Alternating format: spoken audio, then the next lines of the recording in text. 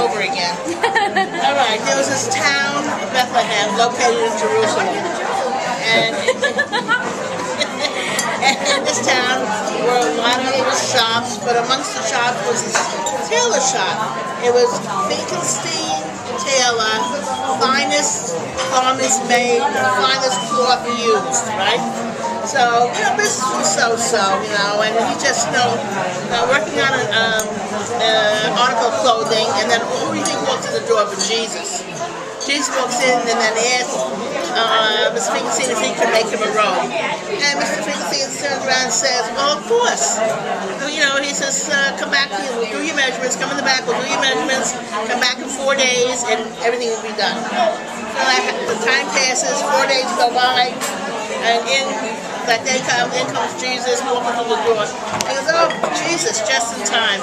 He says, I just finished the garment. So he says, come back with me and we'll put it on you, whatever. So he puts it on Jesus, and it was elegant. It was so stunning. It was the finest cloth east of the Nile. It was the most beautiful thing you have ever seen, this robe. Jesus was beyond words, and he turned around and he said to Finkelstein, he said, what do I owe you for this fine garment? And Finkelstein turns around and says, no, Jesus, no, I could never take a dime from the Son of God, never. So, but he says, but I have one request. And Jesus says, well, what is that request? What is it? So he says, well, Jesus, I know you go around preaching. If you could, during your rounds, wherever you go, if people comment on your robe, would you mention my shop? Would you mention Finkelstein Tailor, you know, the garment maker? So he said, of course. That's the least I could do, right? And they shook hands and they parted. Weeks went by, and Jesus goes and makes his round all through Jerusalem, all the cities and all this. He was preaching. They come back to Bethlehem. He figures we'll stop and see Finkelstein, right?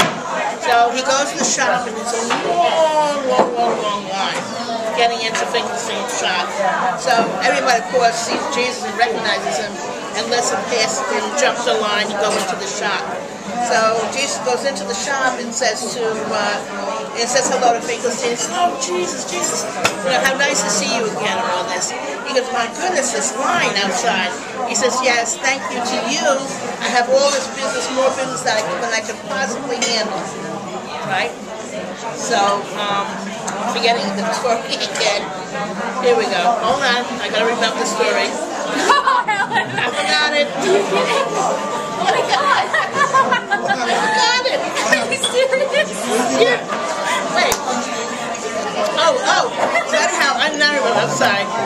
So anyhow, Finkelstein turns around and says, Jesus, I was only kidding. I have to, you know, he says, I want to, you know, repay you for all this wonderful business that you brought into the shop. I want to give you half my business. Jesus says, it's not necessary. I don't do anything like that. Jesus, please. I wouldn't feel good about myself if you don't take half this business. He says, we could call it Finkelstein and Jesus. So Jesus stops and thinks a minute and says, what about Jesus Finkelstein? So Finkelstein wasn't happy about that. So he says, Jesus, my friend, let's go in the back, sit down, we'll break some bread, and we'll talk about this. So after about 2 or 3 hours, you know, they break some bread, they're eating all of this, they came up with a solution.